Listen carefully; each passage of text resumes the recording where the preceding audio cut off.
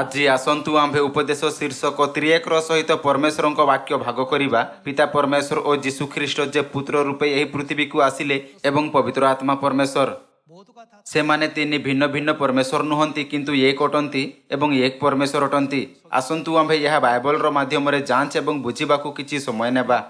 ଆସନ୍ତୁ ଯୋହନ ଅଧ୍ୟାୟ 5 ପଦ 39 ଉପରେ ଏକ ନଜର ଦେବା। ତୁମେମାନେ ଧର୍ମଶାସ୍ତ୍ର ଅନୁସନ୍ଧାନ କରୁଅଛ କାରଣ ସେଥିରେ ଅନନ୍ତ ଜୀବନ ପ୍ରାପ୍ତ ହୋଇଅଛ ବୋଲି ମନେ କରୁଅଛ। ଆଉ ସେହି ଧର୍ମଶାସ୍ତ୍ର କାହା ବିଷୟରେ ସାକ୍ଷ୍ୟ ଦେଉଅଛି? ମୋ ବିଷୟରେ ସାକ୍ଷ୍ୟ ଦେଉଅଛି। ଯେହେତୁ ଆଜିର ଉପଦେଶ ଶୀର୍ଷକ ତ୍ରିଏକ ଅଟେ, ଏଥିପାଇଁ ଆସନ୍ତୁ ଆମ୍ଭେ ଦେଖିବା କି ବାଇବଲ ଆମ୍ଭକୁ ତ୍ରିଏକ ବିଷୟରେ କ'ଣ ଶିଖାଇଥାଏ। ଯଦି ଆମ୍ଭମାନଙ୍କ ପାଖରେ ତ୍ରିଏକ ବିଷୟରେ ସଠିକ ଜ୍ଞାନ ନାହିଁ, ତେବେ ଆମ୍ଭେ ଭୁଲ ବୁଝିବା କି ପିତା ପରମେଶ୍ୱର ସଦାପ୍ରଭୁ, ପୁତ୍ର ପରମେଶ୍ୱର ଯୀଶୁ ଏବଂ ପବିତ୍ର ଆତ୍ମା ପରମେଶ୍ୱର ଭିନ୍ନ ଭିନ୍ନ ଅଟନ୍ତି। ଯଦି ଆମ୍ଭେ ଏହି ସିଦ୍ଧାନ୍ତକୁ ଠିକ ରୂପେ ବୁଝିବା ନାହିଁ, ତେବେ ଆମ୍ଭର ଭୁଲ ଧାରଣା କାରଣରୁ ବାଇବଲର ସମସ୍ତ ଶିକ୍ଷା ଭ୍ରମିତ କରୁଥିବାର ପ୍ରତୀତ ହେବ। ଆମ୍ଭମାନଙ୍କ ନିମନ୍ତେ ବାଇବଲକୁ ବୁଝିବା ଅସୁବିଧା ହେବ। ଗୋଟିଏ ପଦରେ ଲେଖାଅଛି ସଦାପ୍ରଭୁ ତ୍ରାଣକର୍ତ୍ତା ଅଟନ୍ତି, ଅନ୍ୟ ପଦରେ ଲେଖାଅଛି ଯୀଶୁଖ୍ରୀଷ୍ଟ ତ୍ରାଣକର୍ତ୍ତା ଅଟନ୍ତି। ଗୋଟିଏ ପଦରେ ଲେଖାଅଛି ସଦାପ୍ରଭୁଙ୍କ ସାକ୍ଷୀ ହୁଅ, ଅନ୍ୟ ପଦରେ ଲେଖାଅଛି ଯୀଶୁଙ୍କ ସାକ୍ଷୀ ହୁଅ। ଏଥିପାଇଁ ଲୋକମାନେ ପଚାରି ପାରନ୍ତି, ତେବେ ବାଇବଲ ଆମ୍ଭକୁ କାହା ଉପରେ ବିଶ୍ୱାସ କରିବାକୁ କହୁଅଛି? ତ୍ରିଏକକୁ ବୁଝିବା ବିନା ସେମାନେ ଅସହାୟ ହୋଇ ସ୍ୱୟଂର ବିଚାର ଉପରେ ଜୋର ଦେଉଥାଇ ଏକ ଭୁଲ ଦୃଷ୍ଟିକୋଣ ରଖନ୍ତି। ସେମାନେ ସମ୍ପୂର୍ଣ୍ଣ ଜିହୁଦୀ, ଫାରୁସି ଏବଂ ଶାସ୍ତ୍ରୀମାନଙ୍କ ପରି, ଯେଉଁମାନେ ଆପଣା ଭୁଲ ଧାରଣା କାରଣରୁ ଯୀଶୁଙ୍କୁ ଚିହ୍ନି ପାରିନଥିଲେ କିନ୍ତୁ ତାହାଙ୍କୁ ତିରସ୍କାର କରିଥିଲେ ଯେବେ ସେ 2000 ବର୍ଷ ପୂର୍ବେ ଏହି ପୃଥିବୀକୁ ଆସିଥିଲେ। ଆଜି ତ୍ରିଏକକୁ ନ ବୁଝୁଥାଇ ଲୋକମାନେ ଏକ ସମାନ ଭୁଲ କରୁଛନ୍ତି। କିନ୍ତୁ ସେମାନଙ୍କ ବିଷୟରେ କ'ଣ? ଯେଉଁମାନେ ପ୍ରେରିତ ଯୋହନଙ୍କ ପରି ତ୍ରିଏକ ଉପରେ ବିଶ୍ୱାସ କଲେ। ସେ ପରମେଶ୍ୱର ଅଟନ୍ତି ଯେ ଆଦ୍ୟରେ ବାକ୍ୟ ଥିଲେ। ବାକ୍ୟ ଯେ ପରମେଶ୍ୱର ଅଟନ୍ତି ଆମ୍ଭମାନଙ୍କ ମଧ୍ୟରେ ଶରୀର ଧାରଣ କରି ପ୍ରକଟ ହେଲେ, ସେ ହିଁ ଯୀଶୁଖ୍ରୀଷ୍ଟ ଅଟନ୍ତି। ପ୍ରେରିତ ପାଉଲ ଯୀଶୁଙ୍କ ବିଷୟରେ କ'ଣ କହିଲେ?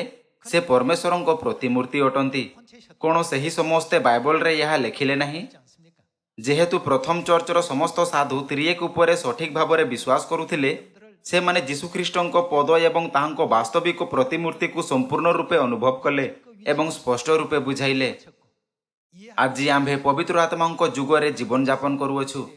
ଆମ୍ଭେ ଯେଉଁମାନେ ପବିତ୍ର ଆତ୍ମାଙ୍କ ଯୁଗରେ ଜୀବନଯାପନ କରୁଅଛୁ, ବହୁତ ଲୋକ ଖ୍ରୀଷ୍ଟ ଆନସାଙ୍ଗଙ୍କ ବିଷୟରେ ପଚାରି ପାରନ୍ତି ଯେ ଏହି ପୃଥିବୀରେ ଯୀଶୁଙ୍କ ନୂତନ ନାମ ସହିତ ଆସିଛନ୍ତି। ଆପଣ କିପରି ଜଣେ ମନୁଷ୍ୟ ଉପରେ ବିଶ୍ୱାସ କରିପାର ଯେ ପରମେଶ୍ୱର ହେବାର ଦାବି କରନ୍ତି? ପ୍ରାୟ 2000 ବର୍ଷ ପୂର୍ବେ ଲୋକ ଯେଉଁମାନେ ତ୍ରିଏକ ଉପରେ ବିଶ୍ୱାସ କରିନଥିଲେ, ସେମାନେ ଏହା ହିଁ କହିଥିଲେ।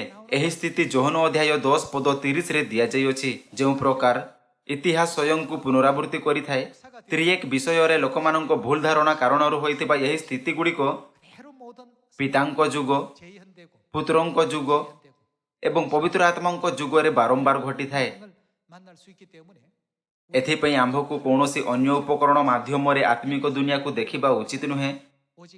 ଏହା ପରିବର୍ତ୍ତେ ଆମ୍ଭେ କେବଳ ବାଇବଲର ମାଧ୍ୟମରେ ଆତ୍ମିକ ଦୁନିଆକୁ ଦେଖିବା ଉଚିତ। ଆଜିର ଉପଦେଶ ତ୍ରିଏକ ବାଇବଲର ସଠିକ ଜ୍ଞାନ ହେବା ନିମନ୍ତେ ସବୁଠୁ ମୌଳିକ ବିଷୟ ମଧ୍ୟରୁ ଗୋଟିଏ ଅଟେ। ଅବଶ୍ୟ ଏହା କହିବା ଅଧିକ ନୁହେଁ କି ପରମେଶ୍ୱରଙ୍କୁ ବୁଝିବା ନିମନ୍ତେ ଏକ ବହୁତ ମହତ୍ୱପୂର୍ଣ୍ଣ ଚାବି ତ୍ରିଏକ ଅଟେ। ସର୍ବପ୍ରଥମେ ଆମ୍ଭକୁ ତ୍ରିଏକ ଶବ୍ଦର ଅର୍ଥ ବୁଝିବାର ଆବଶ୍ୟକତା ଅଛି। ତ୍ରିଏକର ଅର୍ଥ କି ପିତା ପରମେଶ୍ୱର ସଦାପ୍ରଭୁ, ପୁତ୍ର ପରମେଶ୍ୱର ଯୀଶୁ ଏବଂ ପବିତ୍ର ଆତ୍ମା ପରମେଶ୍ୱର ଏକ ଅଟନ୍ତି ଏବଂ ଏକ ପରମେଶ୍ୱର ଅଟନ୍ତି। ଏହା ତ୍ରିଏକର ପରିଭାଷା ଅଟେ। ଆମ୍ଭମାନଙ୍କ ନିମନ୍ତେ ଏହି ବିଷୟକୁ ସହଜରେ ବୁଝିବା ପାଇଁ ମୁଁ ଆପଣଙ୍କୁ ଜଳର ଭୌତିକ ଉଦାହରଣ ଦେଉଅଛି। ଜଳ ଦୁଇଟି ହାଇଡ୍ରୋଜେନ ପରମାଣୁ ଏବଂ ଗୋଟିଏ ଅମ୍ଳଜାନ ପରମାଣୁର ମିଶ୍ରଣ ଅଟେ। ଏଥିପାଇଁ ଏହାର ରାସାୟନିକ ସୂତ୍ର H2O ଅଟେ। ଯେବେ ତାପମାନ 0 ଡିଗ୍ରୀ ସେଲସିୟସରୁ ତଳେ ହୋଇଥାଏ, ତେବେ ଜଳ ଏକ ସଙ୍ଗରେ କ'ଣ ହୋଇଥାଏ? ଜଳ ପରିବର୍ତ୍ତନ ହୋଇଥାଏ। ଯେବେ ତାହାର ରୂପ ପରିବର୍ତ୍ତନ ହୋଇଥାଏ, ତେବେ ତାହାର ନାମ ମଧ୍ୟ ପରିବର୍ତ୍ତନ ହୋଇଥାଏ। ଏହାର ନାମ ଜଳରୁ ବରଫରେ ପରିବର୍ତ୍ତନ ହୋଇଥାଏ କାରଣ ଏହାର ରୂପ ତରଳରୁ କଠିନକୁ ପରିବର୍ତ୍ତନ ହୋଇଥାଏ। ପୁଣି ଯଦି ଏହା 100 ଡିଗ୍ରୀ ସେଲସିୟସ ବା ତାହାଠୁ ଅଧିକ ତାପମାନରେ ଫୁଟିଥାଏ, ତେବେ କ'ଣ ହୋଇଥାଏ? ଏହାର ନାମ ବାଷ୍ପରେ ପରିଣତ ହୋଇଥାଏ। କିନ୍ତୁ କ'ଣ ଏହାର ରାସାୟନିକ ସୂତ୍ର ପରିବର୍ତ୍ତନ ହୋଇଥାଏ? ଜଳର ମୂଳଭୂତ ପ୍ରକୃତି ଯାହା H2O ଅଟେ ପରିବର୍ତ୍ତନ ହୁଏ ନାହିଁ। ଯଦିଓ ତାହାକୁ ଫୁଟାଯାଏ, ଯଦିଓ ତାହା କଠିନ ଅଟେ ବା ଯଦିଓ ତାହାକୁ ତରଳ ରୂପେ ଛାଡ଼ି ଦିଆଯାଏ, ଜଳ ତଥାପି ମଧ୍ୟ ସେହି ଯୌଗିକ H2O ରୂପେ ରହିଥାଏ। ତେବେ ତାହାର ନାମ ଓ ରୂପ ବିଷୟରେ କ'ଣ? ତାହା ପ୍ରତ୍ୟେକ ଅବସ୍ଥାରେ ଭିନ୍ନ ଭିନ୍ନ ହୋଇଥାଏ। ସେହି ପ୍ରକାର ପିତାଙ୍କ ଯୁଗରେ ପରମେଶ୍ୱରଙ୍କ ନାମ ସଦାପ୍ରଭୁ ଥିଲା, କିନ୍ତୁ ପୁତ୍ରଙ୍କ ଯୁଗରେ ପରମେଶ୍ୱରଙ୍କ ନାମ କ'ଣ ଥିଲା? ତାହାଙ୍କ ନାମ ଯୀଶୁ ଥିଲା। ପବିତ୍ର ଆତ୍ମାଙ୍କ ଯୁଗ ବିଷୟରେ କ'ଣ? ତାହାଙ୍କ ନୂତନ ନାମ ଆନସାଙ୍ଘ ଅଟେ। କ'ଣ ନାମ ପରିବର୍ତ୍ତନ ହେବା ଦ୍ୱାରା ଜଳ କୌଣସି ଅନ୍ୟ ପଦାର୍ଥରେ ପରିବର୍ତ୍ତନ ହୋଇଥାଏ? ନାହିଁ। ଯଦିଓ ଏହା କଠିନ ହୋଇଥାଏ, ଏହା H2O ଅଟେ, ଆଉ ଯଦିଓ ବି ଏହା ଫୁଟିଥାଏ, ଏହା H2 ହିଁ ରହିଥାଏ। ତରଳ ଅବସ୍ଥାରେ ମଧ୍ୟ ଏହା ସେହି H2O ରହିଥାଏ। ଏହାର ପ୍ରକୃତି କେବେ ପରିବର୍ତ୍ତନ ହୁଏ ନାହିଁ। ଭିନ୍ନ ଭିନ୍ନ ପରିସ୍ଥିତିରେ ଜଳର ଭିନ୍ନ ଭିନ୍ନ ନାମ ହେଉଥିଲେ ମଧ୍ୟ ତାହାର ମୂଳ ତତ୍ତ୍ୱ ପରିବର୍ତ୍ତନ ହୁଏ ନାହିଁ। ସେହି ପ୍ରକାର ପରମେଶ୍ୱର ପିତାଙ୍କ ଯୁଗରେ ମାନବ ଜାତିକୁ ରକ୍ଷା କରିବା ପାଇଁ କାର୍ଯ୍ୟ କରିବା ସମୟରେ ସଦାପ୍ରଭୁ ନାମର ଉପଯୋଗ କଲେ। ପୁତ୍ରଙ୍କ ଯୁଗରେ ସେହି ପରମେଶ୍ୱର ଯୀଶୁଙ୍କ ନାମର ଉପଯୋଗ କଲେ। ପବିତ୍ର ଆତ୍ମାଙ୍କ ଯୁଗରେ ଯେବେ ସେ ଏହି ପୃଥିବୀକୁ ଆସିଲେ, ତେବେ ସେ କେଉଁ ନାମର ଉପଯୋଗ କଲେ?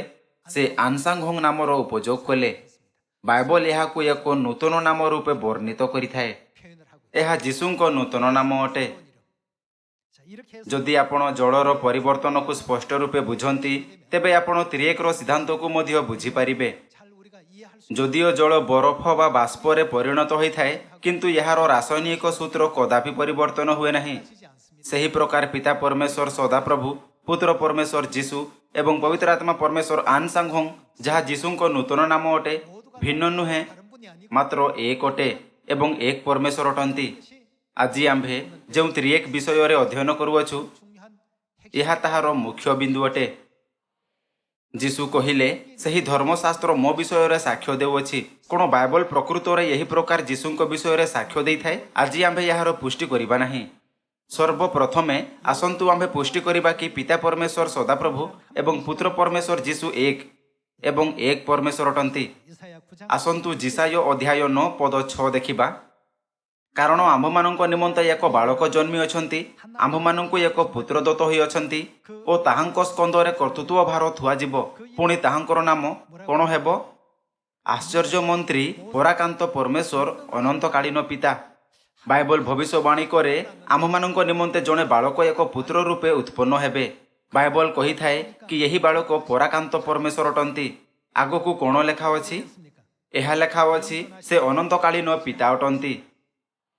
ଯୀଶୁଙ୍କ ଜନ୍ମଠାରୁ ପ୍ରାୟ 700 ବର୍ଷ ପୂର୍ବେ ପିତା ପରମେଶ୍ୱର ଭବିଷ୍ୟଦ୍ବକ୍ତା ଦ୍ୱାରା ଏହି ଭବିଷ୍ୟବାଣୀ ଲେଖିଥିଲେ କି ସେ ପୁତ୍ର ରୂପେ ପୃଥିବୀରେ ଜନ୍ମ ହେବେ।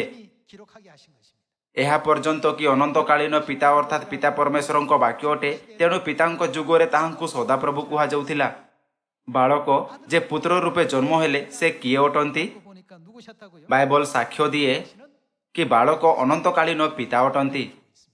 ଅନ୍ୟ ଶବ୍ଦରେ, ଯୀଶୁ ଖ୍ରୀଷ୍ଟ ଯେ ଏହି ପୃଥିବୀକୁ ବାଳକ ରୂପେ ଉତ୍ପନ୍ନ ହୋଇଥିଲେ, ସେ ପିତା ପରମେଶ୍ୱର ସଦାପ୍ରଭୁ ଥିଲେ। କ'ଣ ଏହାର ଅର୍ଥ ଏହା ନୁହେଁ କି ସେମାନେ ଏକ ଅଟନ୍ତି ଏବଂ ଏକ ପରମେଶ୍ୱର ଅଟନ୍ତି? ଫିଲିପିଓ ଅଧ୍ୟାୟ 2 ପଦ 5 ଅନୁସାରେ ଏହା କହିଥାଏ, ଖ୍ରୀଷ୍ଟ ଯୀଶୁଙ୍କର ଯେପରି ମନ ଥିଲା, ତୁମମାନଙ୍କର ସେହିପରି ମନ ହେଉ। ସେ କେଉଁ ରୂପରେ ଥିଲେ? ଈଶ୍ୱର ରୂପୀ ହେଲେ ହେଁ। ସିଧା ଶବ୍ଦରେ କହିବା ତେବେ ଯୀଶୁ ମୂଳ ରୂପେ ପରମେଶ୍ୱର ଅଟନ୍ତି। ଅନ୍ୟ ଶବ୍ଦରେ କ'ଣ ଏହା ଆମ୍ଭମାନଙ୍କୁ ଶିଖାଇ ନଥାଏ କି ଯୀଶୁ ପିତା ପରମେଶ୍ୱର ସଦାପ୍ରଭୁ ଅଟନ୍ତି? ବାଇବଲରେ ସାକ୍ଷ୍ୟ ଦିଆଯାଇଥିବା ଏହି ପଦଠାରୁ ଅଧିକ ଦୃଢ଼ ପ୍ରମାଣ ଆମ୍ଭକୁ ମିଳିପାରିବ ନାହିଁ, ହଁ ନା? ଆସନ୍ତୁ ଯୋହନ ଅଧ୍ୟାୟ 1 ପଦ 1 ଉପରେ ଏକ ନଜର ଦେବା। ଆଦ୍ୟରେ ବାକ୍ୟ ଥିଲେ, ବାକ୍ୟ ଈଶ୍ୱରଙ୍କ ସଙ୍ଗରେ ଥିଲେ। ସେହି ବାକ୍ୟ କିଏ ଥିଲେ? ବାକ୍ୟ ଈଶ୍ୱର ଥିଲେ। ପରମେଶ୍ୱର ଯିଏ ଆଦ୍ୟରୁ ବାକ୍ୟ ରୂପେ ବିଦ୍ୟମାନ ଥିଲେ, ପିତା ପରମେଶ୍ୱର ସଦାପ୍ରଭୁ ଅଟନ୍ତି, ଯେ ଆଦି ପୁସ୍ତକ ଅଧ୍ୟାୟ 1 ପଦ 1ରେ ପ୍ରକଟ ହୁଅନ୍ତି। ବର୍ତ୍ତମାନ ଆସନ୍ତୁ ଯୋହନ ଅଧ୍ୟାୟ 1 ପଦ 14 ପଢ଼ିବା ଦ୍ୱାରା ଦେଖିବା କି ପିତା ପରମେଶ୍ୱର ସଦାପ୍ରଭୁଙ୍କ ସହିତ କ'ଣ ହେଲା। ବାକ୍ୟ ଯୋହନ ଅଧ୍ୟାୟ 1 ପଦ 1 ପ୍ରଥମରୁ ହିଁ ବ୍ୟାଖ୍ୟା କରିଥାଏ କି ବାକ୍ୟ ପରମେଶ୍ୱର ଅଟନ୍ତି। କିନ୍ତୁ ବାକ୍ୟ ଯେ ପରମେଶ୍ୱର ଅଟନ୍ତି, ଯୋହନ ଅଧ୍ୟାୟ 1 ପଦ 14 ଅନୁସାରେ କ'ଣ ହେଲେ? ଆଉ ସେହି ବାକ୍ୟ ଦେହବନ୍ତ ହେଲେ, ପୁଣି ଅନୁଗ୍ରହ ଓ ସତ୍ୟରେ ପରିପୂର୍ଣ୍ଣ ହୋଇ ଆମମାନଙ୍କ ମଧ୍ୟରେ ବାସ କଲେ। आउ पितांको ठारु आगत अद्वितीय पुत्रंको महिमा सदृश्य आम्भेमाने ताहांको महिमा देखिलु। तेबे पिता परमेश्वर सदाप्रभु जे आद्ୟରେ विद्यमान थिले एही पृथ्वी रे काहा रूपे शरीर रे उत्पन्न होइथिले? से जीशुख्रीष्टଙ୍କ रूपे उत्पन्न होइथिले। आम्भे यही शिक्षार पुष्टि जोहन अध्याय 1 पद 1 एवं जोहन अध्याय 1 पद 14 रे करि परिबा। एहा कहिबा भूल नुहे कि जहा पिता परमेश्वर सदाप्रभु कले ताहा जीशु कले, ताहा जीशु द्वारा करा जाइथिला। आम्भे एमिति कहि परिबा हो ना? आम्भे पिता परमेश्वर सदाप्रभु एवं जीशुଙ୍କ विषय रे एमिति काहेकि कहि परिबा? एमिति एथिपई अटे कारण से माने भिन्न नुहंती किंतु एक परमेश्वर अटंती। जदियो पिता परमेश्वर सदाप्रभु एक अन्य नाम जीशुर उपयोग कले किंतु से माने मूल रूपे एक परमेश्वर अटंती। एथिपई फिलिपियो अध्याय 2 पद 5 रे लिखित पद आम्भकु शिखै थाए कि जीशु स्वभाव रे ही परमेश्वर अटंती हो ना? जदि लोक माने त्रिएकर सत्य को बुझिबा बिना बा त्रिएकर ज्ञान को अनुभव करिबा बिना बाइबल रो अध्ययन करंती तेबे से माने पाइबे कि बाइबल एक उपन्यास, एक काल्पनिक कथा बा एक कहानी व्यतीत आउ अन्य किछि नुहे। जीशु काहेकि कहिले मु ओ पिता एक? एहा बुझाइबा पई कि जीशु एमिति काहेकि कहिले आम्भको एक महत्वपूर्ण और गंभीर सत्य को बुझिबा एवं अनुभव करिबार आवश्यकता अछि जहाकु परमेश्वर संपूर्ण बाइबल रे पंजीकृत कले। बाइबल यह मध्य कही थाए आद्ୟରେ जहा वाक्य थिला देहबंत हेला। परमेश्वर देहबंत हेले रो अर्थ कि परमेश्वर एही पृथ्वी रे मनुष्य रूपे आसिले, आम मानक मध्य रे वास कले एवं आम मानक सहित मिसी कार्य कले। कोन आपणको 31 वर्षर आंभर दुई जण भाईको मने अछि जेउ माने उठी छिड़ा होइथिले कारण केही मध्य 30 वर्षर नथिले? धरि नियंतु कि एही भाईको मध्यरु जणे कहिले मु तुम्भर परमेश्वर सदाप्रभु अटे, मो उपरे विश्वास करो। जदि आपण 2000 वर्ष पूर्वे जीवित हुवन्ते तेबे कोन आपण सहजरे आमेन कहूथै ताहांको पछरे चालन्ते? कोन आपण सहजरे तांकु स्वीकार करन्ते? बाइबल शिखै थाए कि जदि आम्भे परमेश्वरको सठिक ज्ञान रखिबा बिना ख्रीष्टଙ୍କୁ केवल आपणा शारीरिक दृष्टिकोण रे देखिबा तेबे आम्भे ख्रीष्टଙ୍କ उपरे विश्वास करि परिबा नाही, ख्रीष्टଙ୍କୁ पालन करि परिबा नाही एवं नाही ख्रीष्टଙ୍କୁ ग्रहण करि परिबा।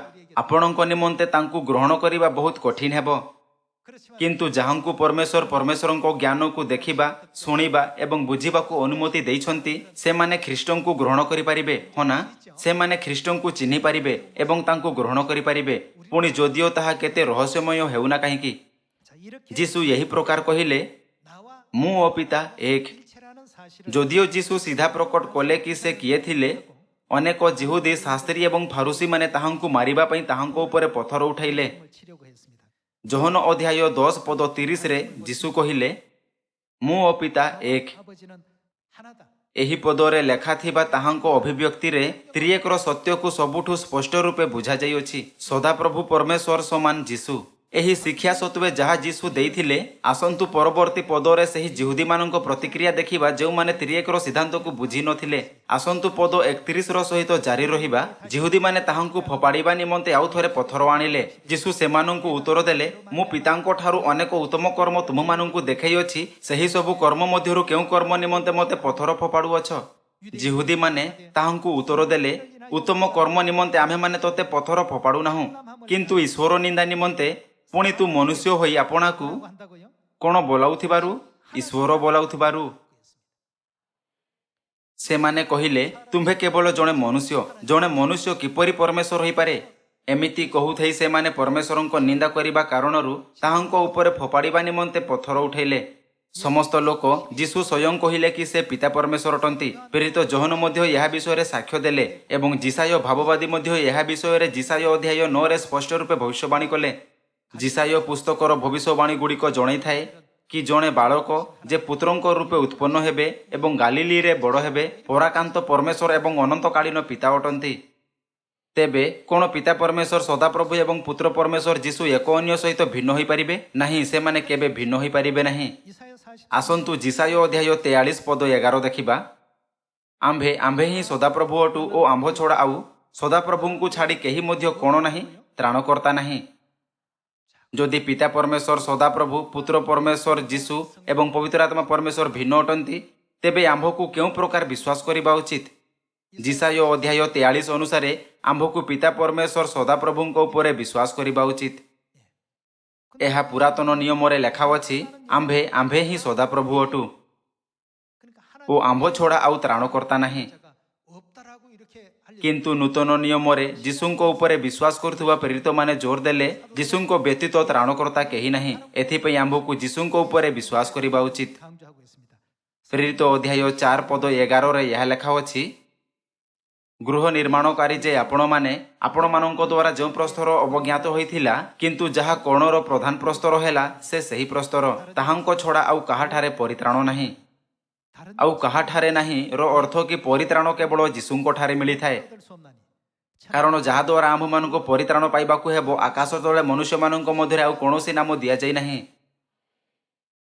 ଯିଶାୟ ଅଧ୍ୟାୟ 43 କହିଥାଏ, ଆମ୍ଭେ ଛଡ଼ା ଆଉ ତ୍ରାଣକର୍ତ୍ତା ନାହିଁ। କିନ୍ତୁ ପ୍ରେରିତ ଅଧ୍ୟାୟ 4 ପଦ 12 କହିଥାଏ, ଯୀଶୁଙ୍କ ଛଡ଼ା ଆଉ ତ୍ରାଣକର୍ତ୍ତା ନାହିଁ। ଗୋଟିଏ ବାଇବଲର କେଉଁ ଭାଗ ଉପରେ ଆମ୍ଭକୁ ବିଶ୍ୱାସ କରିବା ଉଚିତ ଏବଂ କେଉଁ ଭାଗକୁ ଅଣଦେଖା କରିବା ଉଚିତ? ଯିଶାୟ ଅଧ୍ୟାୟ 43ରେ ଏହା ଲେଖା ଅଛି, ସଦାପ୍ରଭୁ ଛଡ଼ା ଆଉ ତ୍ରାଣକର୍ତ୍ତା ନାହିଁ। ପ୍ରେରିତ ଅଧ୍ୟାୟ 4 ପଦ 12ରେ ଏହା ଲେଖା ଅଛି, ଯୀଶୁଙ୍କ ଛଡ଼ା ଆଉ ତ୍ରାଣକର୍ତ୍ତା ନାହିଁ। ଯଦି ପିତା ପରମେଶ୍ୱର ସଦାପ୍ରଭୁ ଓ ପୁତ୍ର ପରମେଶ୍ୱର ଯୀଶୁ ଏକ ପରମେଶ୍ୱର ନୁହନ୍ତି, ତେବେ ଏହା ବାଇବଲରେ ଏକ ବଡ଼ ପ୍ରତିବାଦ ହୁଅନ୍ତା। କ'ଣ ଆପଣ ସହମତ ନୁହନ୍ତି? କିନ୍ତୁ ବାଇବଲରେ କୌଣସି ପ୍ରତିବାଦ ନାହିଁ। ଏମିତି କାହିଁକି ଅଟେ? ପିତା ପରମେଶ୍ୱର ସଦାପ୍ରଭୁ କିଏ ଅଟନ୍ତି? ସେ ପୁତ୍ର ପରମେଶ୍ୱର ଯୀଶୁ ଅଟନ୍ତି। ପୁତ୍ର ପରମେଶ୍ୱର ଯୀଶୁ କିଏ ଅଟନ୍ତି? ସେ ପିତା ପରମେଶ୍ୱର ସଦାପ୍ରଭୁ ଅଟନ୍ତି। ଯେ ପର୍ଯ୍ୟନ୍ତ ଲୋକମାନେ ଏହି ଦୃଷ୍ଟିକୋଣରେ ବାଇବଲର 66 ପୁସ୍ତକକୁ ବୁଝିବେ ନାହିଁ, ସେ ପର୍ଯ୍ୟନ୍ତ ସେମାନେ କେବେ ମଧ୍ୟ ବୁଝିପାରିବେ ନାହିଁ କି ଯେବେ ଖ୍ରୀଷ୍ଟ ଏହି ପୃଥିବୀକୁ ଆସିଲେ ତେବେ ସେ କ'ଣ କଲେ, ସେ ଆପଣା ପ୍ରଥମ ଆଗମନରେ କ'ଣ କଲେ ଏବଂ ସେ ଆପଣା ଦ୍ୱିତୀୟ ଆଗମନରେ କ'ଣ କଲେ। ବର୍ତ୍ତମାନ ଆମ୍ଭେ ଖ୍ରୀଷ୍ଟ ଆନସାଙ୍ଘଙ୍କ ନାମରେ ପ୍ରାର୍ଥନା କରିଥାଉ ଏବଂ ଖ୍ରୀଷ୍ଟ ଆନସାଙ୍ଘଙ୍କ ଗୌରବର ପ୍ରଚାର କରୁଅଛୁ। ଯେହେତୁ ଆମ୍ଭେ ଏହା କରୁଅଛୁ, ତେଣୁ ଅନ୍ୟ ଚର୍ଚ୍ଚ କହନ୍ତି ଚର୍ଚ୍ଚ ଅଫ୍ ଗଡ୍ ଯୀଶୁ ଖ୍ରୀଷ୍ଟଙ୍କ ଉପରେ ବିଶ୍ୱାସ କରେ ନାହିଁ। ମାତ୍ର ଆମ୍ଭେ ଯୀଶୁ ଖ୍ରୀଷ୍ଟଙ୍କ ଉପରେ ବିଶ୍ୱାସ କରିଥାଉ। ଆମ୍ଭେ ସଦାପ୍ରଭୁଙ୍କ ଉପରେ ମଧ୍ୟ ବିଶ୍ୱାସ କରିଥାଉ। ଆମ୍ଭେ ନୂତନ ନାମ ଉପରେ ମଧ୍ୟ ବିଶ୍ୱାସ କରିଥାଉ। ଚର୍ଚ୍ଚ ଅଫ୍ ଗଡ୍ ପିତା ପରମେଶ୍ୱର ସଦାପ୍ରଭୁ, ପୁତ୍ର ପରମେଶ୍ୱର ଯୀଶୁ ଏବଂ ପବିତ୍ର ଆତ୍ମା ପରମେଶ୍ୱର ଆନସାଙ୍ଘଙ୍କ ଉପରେ ବିଶ୍ୱାସ କରିଥାଏ। ଅନ୍ୟ ଚର୍ଚ୍ଚ ଏମିତି ଚିନ୍ତା କରିଥାଏ କି କାହିଁକି ସେମାନଙ୍କ ପାଖରେ ତ୍ରିଏକ ବିଷୟରେ କୌଣସି ଜ୍ଞାନ ନାହିଁ।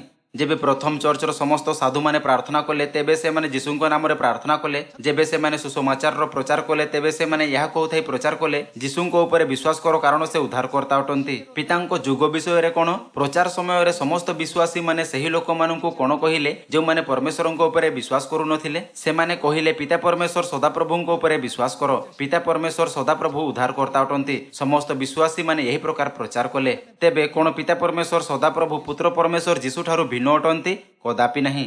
ପିତା ପରମେଶ୍ୱର ସଦାପ୍ରଭୁ ଏହି ପୃଥିବୀରେ ଶରୀରରେ ଯୀଶୁଙ୍କ ନାମରେ ପ୍ରକଟ ହେଲେ ଏବଂ ସମସ୍ତ ମାନବ ଜାତିର ପରିତ୍ରାଣର ପଥ ଆଡ଼କୁ ନେତୃତ୍ୱ କଲେ।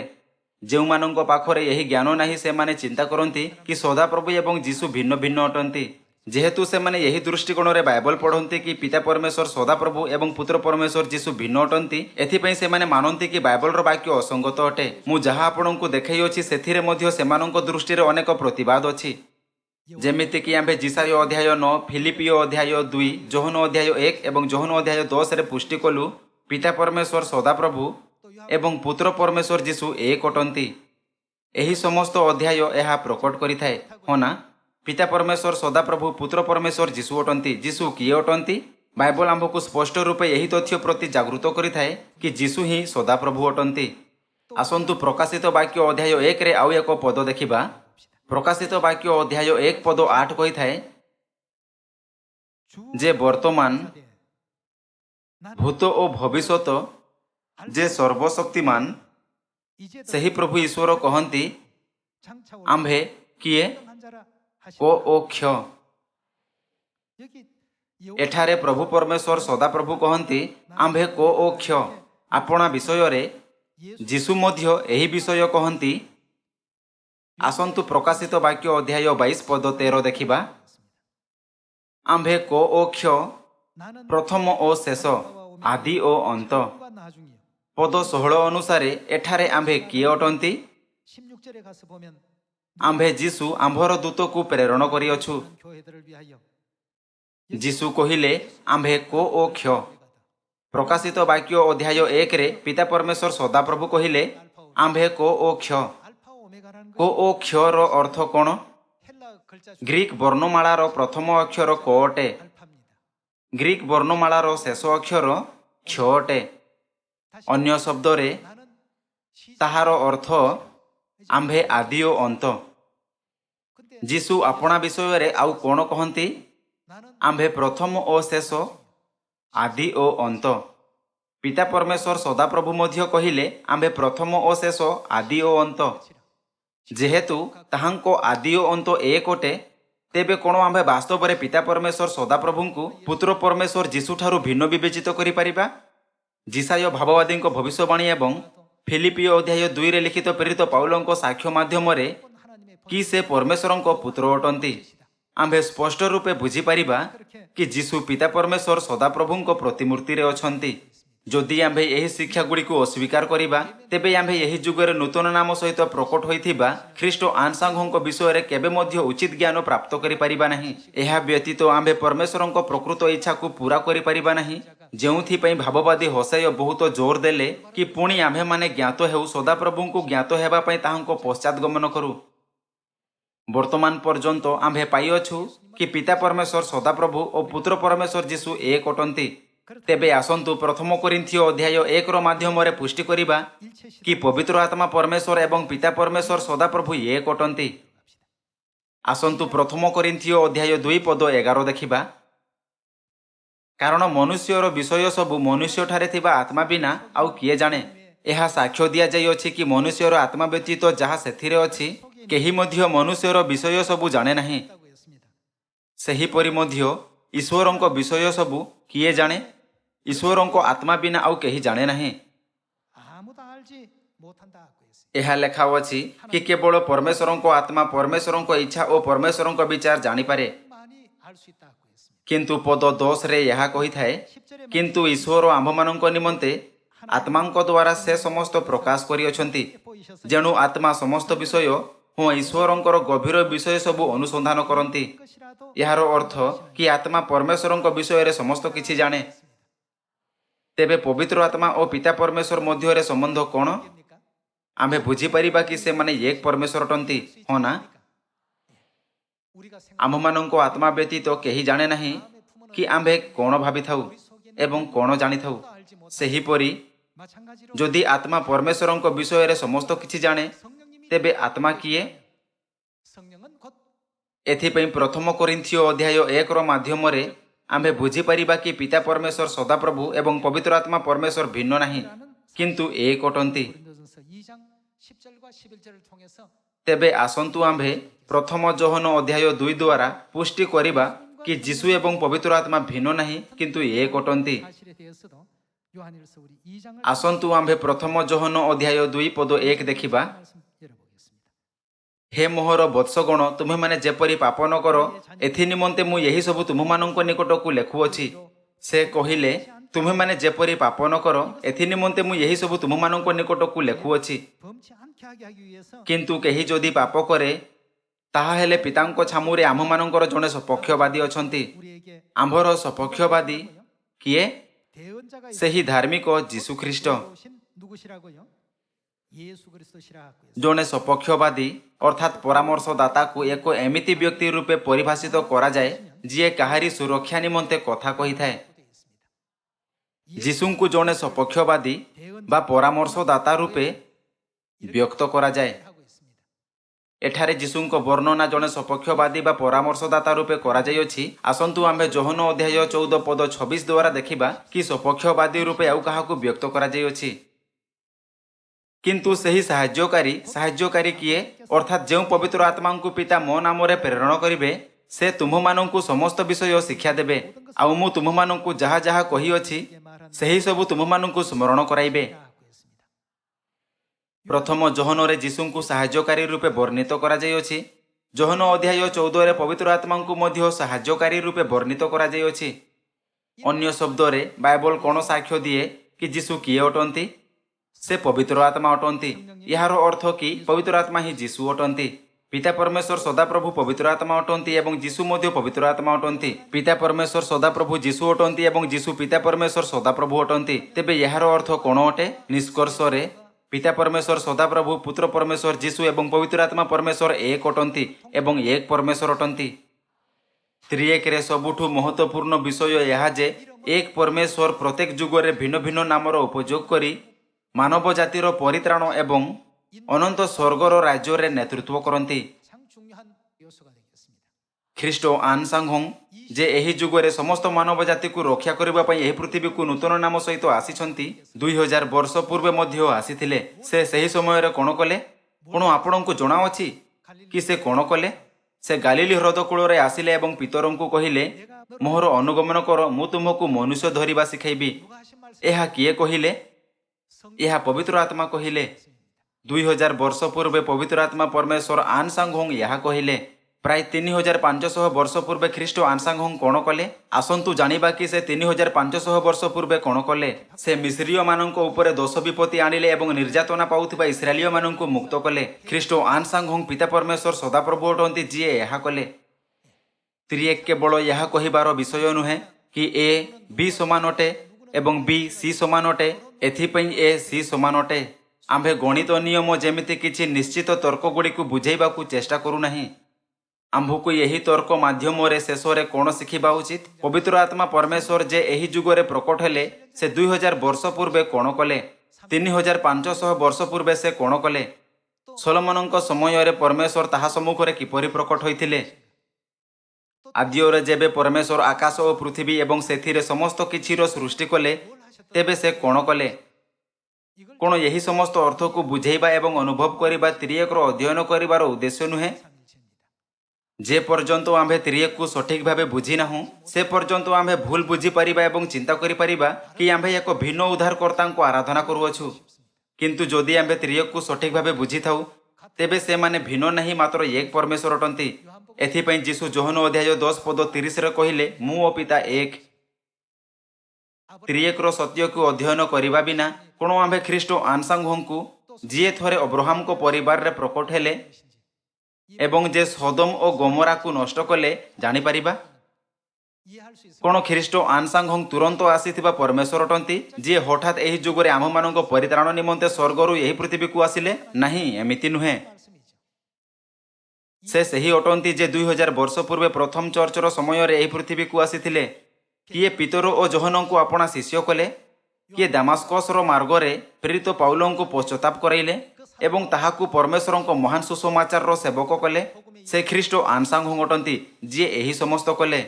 안상홍님이십니다. ଯଦିଓପି ଆଜି ଆମ୍ଭେ ତ୍ରିଏକ ବିଷୟରେ ସତ୍ୟକୁ ଅଧ୍ୟୟନ କରିଅଛୁ, ଏହା କେବଳ ଏହି ତର୍କକୁ ଜାଣିବା ନିମନ୍ତେ ନୁହେଁ କି ପିତା ପରମେଶ୍ୱର ସଦାପ୍ରଭୁ ଓ ପୁତ୍ର ପରମେଶ୍ୱର ଯୀଶୁ ଏକ ଅଟନ୍ତି ଏବଂ ପିତା ପରମେଶ୍ୱର ସଦାପ୍ରଭୁ ଓ ପବିତ୍ର ଆତ୍ମା ପରମେଶ୍ୱର ଏକ ଅଟନ୍ତି। ଆମ୍ଭକୁ କେବଳ ଏତିକି ହିଁ ଜାଣିବାର ଆବଶ୍ୟକତା ନାହିଁ। 오늘날 ଆମ୍ଭେ ଏହି ଯୁଗରେ ନୂତନ ନାମ ସହିତ ଏହି ପୃଥିବୀକୁ ଆସିଥିବା ଖ୍ରୀଷ୍ଟ ଆନସାଂଘୋଙ୍କ ସମସ୍ତ ପୂର୍ବ କାର୍ଯ୍ୟକୁ ଦେଖିପାରିବା। ଯେବେ ଆମ୍ଭେ ଏହି ସମସ୍ତ ବୁଝିବା, 성부의 시대도 ତେବେ ଆମ୍ଭେ ଖ୍ରୀଷ୍ଟ ଆନସାଂଘୋଙ୍କ ପବିତ୍ର ଓ ମହାନ କାର୍ଯ୍ୟକୁ ସଠିକ୍ ଭାବରେ ବୁଝିପାରିବା, ଯିଏ ଏହି ଯୁଗରେ ନୂତନ ନାମ ସହିତ ପୃଥିବୀକୁ ଆସିଛନ୍ତି। 깨우쳐갈 수가 있을 것입니다. ଆଜି ଆମ୍ଭେ ତ୍ରିଏକର ଅର୍ଥ ବିଷୟରେ ପରମେଶ୍ୱରଙ୍କ ବାକ୍ୟର ଅଧ୍ୟୟନ କରିଅଛୁ। ଆଶା କରୁଥାଏ କି ଆପଣ ସମସ୍ତେ ପରମେଶ୍ୱରଙ୍କ ଅନୁଗ୍ରହ ପାଇଛନ୍ତି ଏବଂ ଆପଣ ସର୍ବଦା ପରମେଶ୍ୱରଙ୍କ ବାକ୍ୟରେ ରହିବେ। ମୁଁ ଆଜିର ଉପଦେଶ ସମାପ୍ତ କରିବାକୁ ଚାହିଁବି। ଆପଣଙ୍କ ବହୁତ ବହୁତ ଧନ୍ୟବାଦ।